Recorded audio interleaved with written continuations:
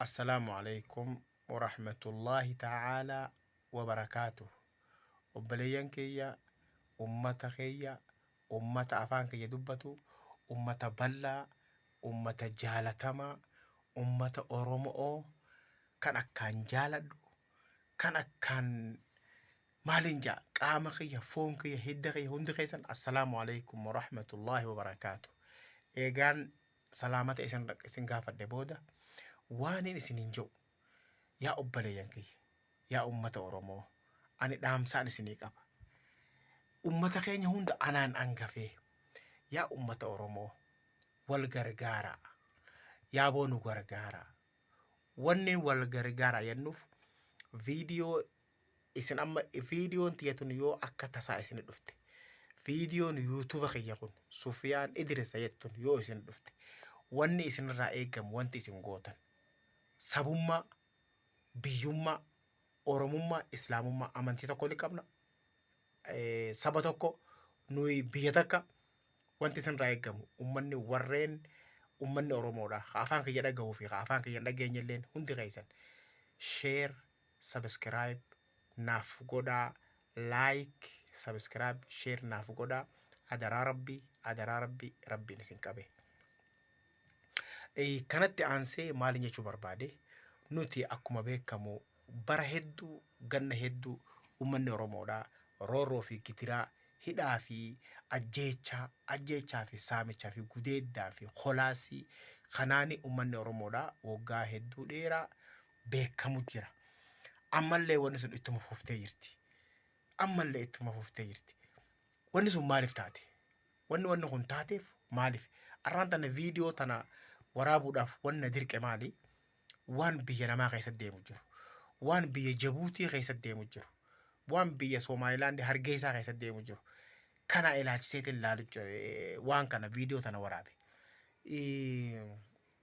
Akkasuma Eertiraa keessa maali diinni Itoophiyaa akkana heddummaate Ijiptiin Itoophiyaa maali see goote? Kanumaan wal qabatee ummanni Oromoodhaa bakka seenu dhabee goda seenu dhabee kan biyya isarraa deeme kan gartee haadha qabu kan abbaa qabu gartee jiruu kanaan dabarsa jee biyyaa deemee maaliif akkana taanaa? Maaliif akkas taanaa? Maaliif nama nu dhaga'u maa dhabne? Maaliif nama nu dhaga'u? Nama nu dhaga'u maa dhabne? Maaliif dubbiin teenya maa fudhatama dhabde? Nuti irra guddaan keenya akkuma beekamu wallaaloodha.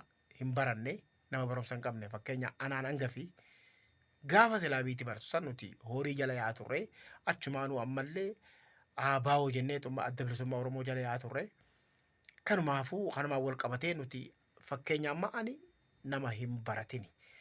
Duuba akka ta'u wallaalee gara goru wallaalee ammallee yeroo ammaa kana keessatti mooraa namaa mooraa gartee Keeniyaa Naayiroobii mooraa Kaakumaa keessatti argama.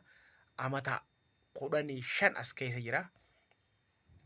Warreen viidiyoo sana daawwattan warreen viidiyoo kana laaltan rabbii guddaa guyyaa qiyaamaatiin isin qabe. Share naa godhaa copy linkii naa godhaa like naa godhaa bas haganumaan isinirraa eegaa.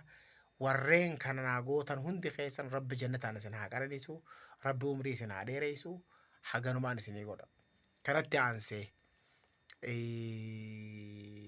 waan haala gartee siyaasaa hamma deemu jiru kanaan wal qabate ummata keenya kan magaalaa Jabuutii jirtan ummata keenya kan magaalaa Jabuutii jiru hundumti keessanuu mootummaan Jabuutiidhaa baatii lama keessatti narraa baha yookaan baay'ee takka keessatti narraa baha jedhee qaxaroo isinii qabee jira yookaan baallama qabee jira.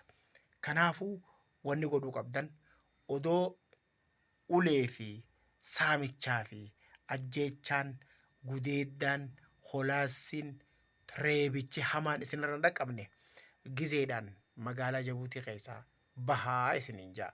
An akka abbaa keessanitti akka nama guddatti ergaa tanaan isinii dhaama. Hargeysa Somaalilaand illeen daa'idame afur keessatti narraa bahechaa jirti. Irraa deemaa akka rabbi nu godhee gara rabbi nu akkuma biyyuma namaa tanarra gartee baqattummaadhaan mooraa hedduurra jiraachuu jirra. Akkasumatti jiraanna hundumti keessan ummanni Oromoodha.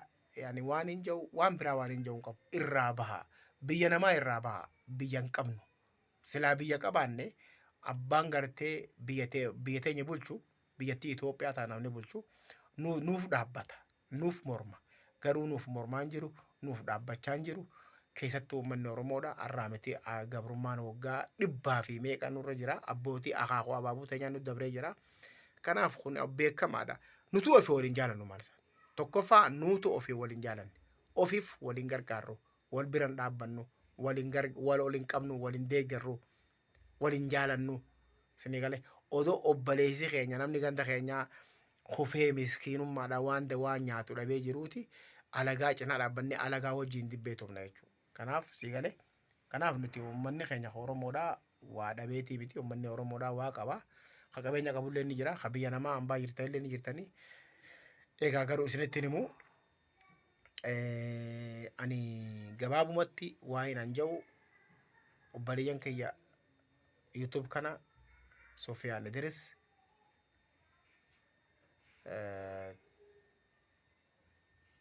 sufianidris.com YouTube kana laaltanii subscribe naa gootanii mabbar yoo sabira yoo harkumaan itti buutanii kana gootan garte akka waan keessaa fuutee na gargaartaniiti dhageessanii view naa godhaa subscribe naa godhaa egaa inshallah yoo rabbiin fedhe yoo rabbiin lubbuun nu jiraachise yoo rabbi umriin nu jiraachise gaafa gartee boru tana keessaa baane wal agarra yoo keessaa boobaanne achumaan boolla gallees yoo qabri gallees assalaamu alaikum aawuffii naa godhaa dhiifama naa godhaa isin gaafadha egaa waan biraa waan isin hin je'uun qabu